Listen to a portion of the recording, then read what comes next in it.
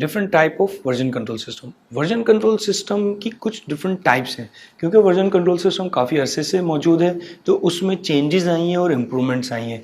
कुछ version control system हम देखते हैं जिनमें एक है VSS, SVN सब वर्जन, VSS माइक्रोसॉफ्ट का है, SVN अपाची सब वर्जन है, गिट लिनक्स के एक कंट्रीब्यूटर ने कंट्रीब्यूट किया था। VSS माइक्रोसॉफ्ट का वर्जन कंट्रोल सिस्टम था जो कि अब डिसकंटिन्यू हो गया है, अब उसको यूज़ नहीं किया जाता। वो छोटे प्रोजेक्ट्स के लिए बहुत बेहतरीन था, टीम्स में, छोटी टीम्स में 1-2 लोगों की, 3 लोगों की टीम्स में काम करने के लिए बेहतरीन था। सबसे बड़ा उसका जो प्रॉब्लम था वो ये था कि आप जब उसमें काम करते थे तो उसमें होता ये था कि जिस भी फाइल पे मैं काम कर रहा हूँ तो मैं उस फाइल को लॉक कर देता था। फॉर एग्जांपल आप user.js फाइल है, user.js फाइल को मैंने लॉक कर दिया, अब मैं उसमें काम कर रहा हूँ तो मेरी टीम का कोई भी और मेंबर user.js पे काम नहीं कर सकता।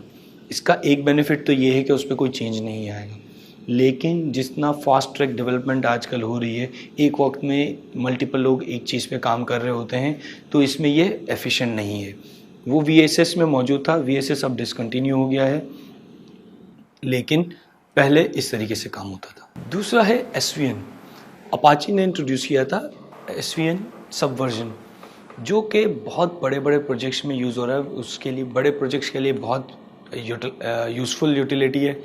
आपको बड़े प्रोजेक्ट्स और बड़ी टीम्स में जब काम करना हो और उसमें फ़ाइल ट्रैकिंग, प्रोजेक्ट की ट्रैकिंग है, तो वहाँ पे आप SVN को यूज़ करते हैं। SVN का बेनिफिट बहुत ज़्यादा है, ब्रांचेस बनाना, टीम्स में काम करना, इसमें आपको किसी एक पर्टिकुलर फाइल को लॉक करने की ज़रूरत नहीं है कि मैं user.js पे काम कर रहा हूँ तो आप user.js पे काम नहीं कर सकते, इस तरह की प्रॉब्लम नहीं है।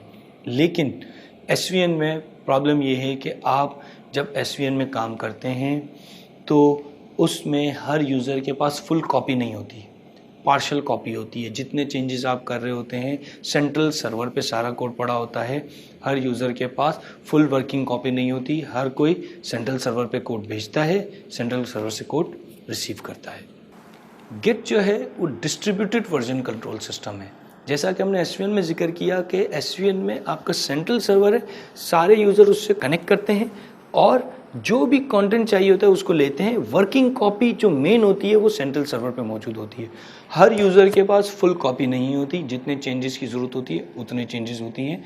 फुल बैकअप के तौर पे हर यूज़र के पास कंप्लीट डेटा नहीं होता। जबकि गिट में, गिट वर्जन कंट्रोल सिस्टम की जो टाइप है वो डिस्ट्रीब्यूटेड वर्जन कंट्रोल सिस्टम है। उसमें हर यूज़र के पास उसकी अपनी कॉपी होती है, तो उसमें बेनिफिट ये है कि यूज़र अपनी मशीन पे काम जितना चाहे करता रहे, पूरे प्रोजेक्ट उसके पास अवेलेबल होता है, जो भी चेंजेस करना चाहे और बाद में उन चेंजेस को सबमिट कर दे। दूसरा बेनिफिट ये है कि क्योंकि हर यूज़र के पास फुल कॉपी है तो अगर सेंट्रल सर्वर आपका क्रैश हो जाता है, बैठ जाता है, लॉस्ट हो जाता है, तो किसी भी यूज़र की मशीन को सर्वर के तौर पर यूज़ किया जा सकता है, क्योंकि उसमें कंप्लीट कंटेंट मौजूद है।